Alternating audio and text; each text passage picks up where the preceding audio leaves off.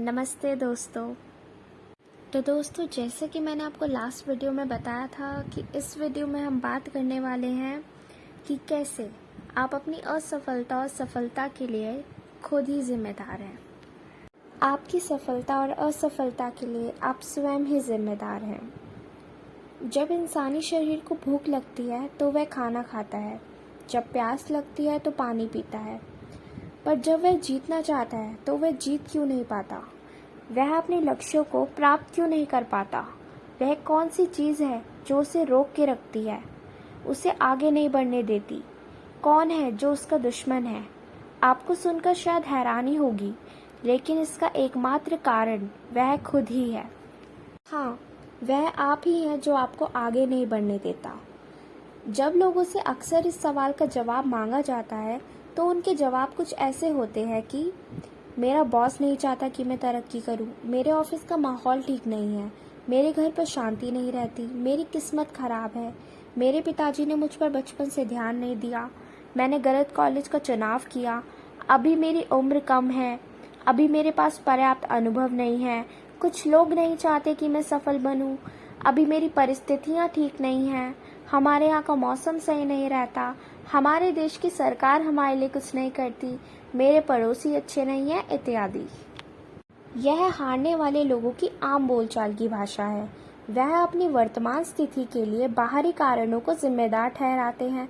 उन्हें लगता है कि सारी दुनिया उनके खिलाफ है, उन्हें हराना चाहती है, तो फिर भला वे जीत कैसे सकते हैं? ये सब बहाने बनाकर असल में वह अपने मन को सांत्वना देना चाहते हैं। वह अपने मन को यह समझा रहे होते हैं कि इन सब कारणों की वजह से यह तो होना निश्चित ही था, क्योंकि आपका अंतर्मन हर परिस्थिति के लिए एक कारण जानना चाहता है और आप उसे वह कारण दे रहे हो, और इस तरह से आप अपने अंतर्मन को इस बात के लिए राजी कर लेते हो कि इसमें कुछ भी गलत नहीं है।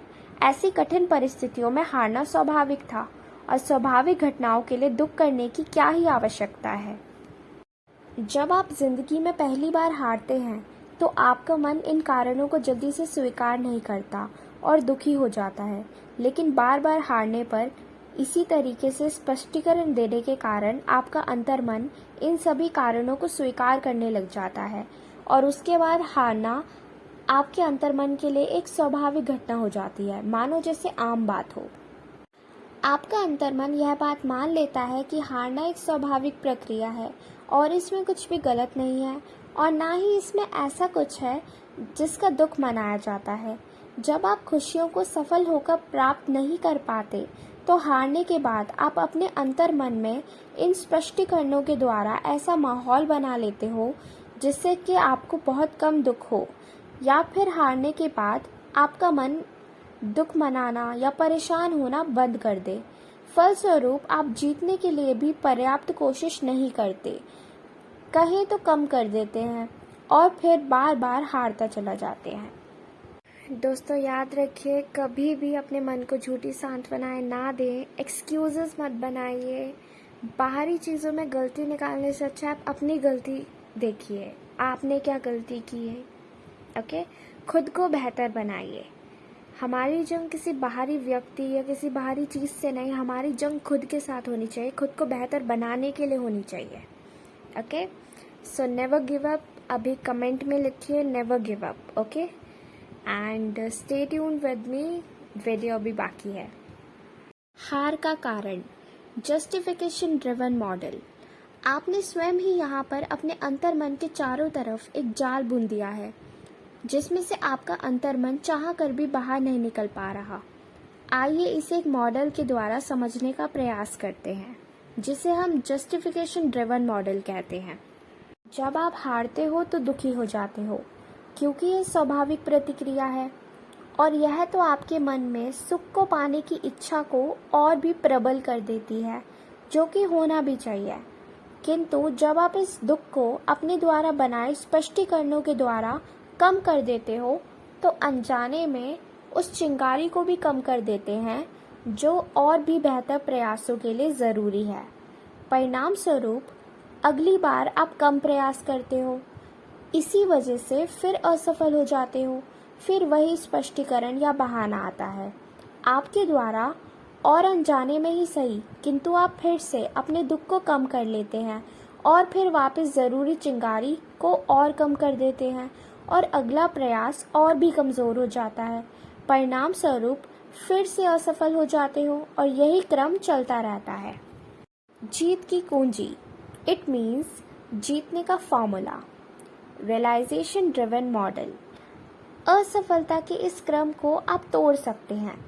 सबसे पहले तो स्पष्टीकरण देना बंद कीजिए। आपकी हार के इकलौते जिम्मेदार आप स्वयं ही हैं। किसी बाहरी कारण की वजह से आप हारे नहीं हैं, क्योंकि उसमें से अधिकांश पर तो आपका नियंत्रण ही नहीं है। आपका नियंत्रण तो सिर्फ आप पर है। इसीलिए अगर आप हारने के बाद भी जीतना चाहते हैं तो सबसे पहले मानना, स्वीकार करना या एक्सेप्ट करना सीखना होगा और यह भी सीखना होगा कि आपकी हार के जिम्मेदार आप ही हैं। परिस्थितियाँ जैसे आपके लिए हैं वैसी दूसरों के लिए भी हैं। उन पर आपका नियंत्रण ना कभी था, ना कभी है और ना ही कभी होगा। आपका नियंत्रण केवल खुद पर ही हो सकता है। तो सबसे पहले जिम्मेदारी लेना सीखें, गलतियों को स्वीकार करना सीखें। हाँ, यह आपके लिए थोड़ा मुश्किल ज़रूर होगा, हो सकता है आपको थोड़ा दुख भी पहुँचे, लेकिन आप जानते हो कि यह 100% आपके नियंत्रण में है। आप इसे चाहे तो बदल सकते हैं। यहाँ से आपके मन में दोबारा आशा जागेगी जीत को पाने की, और अब आप अपनी गलतियों को पहचान कर, अपनी कमियों को दूर करके फिर से स्वयं को एकजुट करेंगे और फिर और भी बेहतरीन प्रयास करेंगे और अब यकीनन जीत आपकी ही होगी। इस पूरे क्रम को आप ऊपर दिए गए मॉडल से समझ सकते हैं, जिसे हमने रियलाइजेशन ड्रिवन मॉडल का नाम दिया है। अगर आप शुरुआती प्रयास में जीत ना भी पाए तो भी आप जिम्मेदारी लेना तो सीख ही गए हैं। आप फिर से अपनी गलतियों की जिम्मेदारी लें और उन्हें सही करें और नई ऊर्जा के साथ फिर से प्रयास करें। वीडियो को आखिर तक देखने के लिए बहुत बहुत धन्यवाद। अगर आपको वीडियो पसंद आई हो तो वीडियो को लाइक कर दीजिए, अपने फैमिली एंड फ्रेंड्स के साथ शेयर कर दीजिए एंड न्यू वीडियोस के लिए चैनल को सब्सक्राइब कर दीजिएगा। बेल आइकन को प्रेस करना ना भूलें।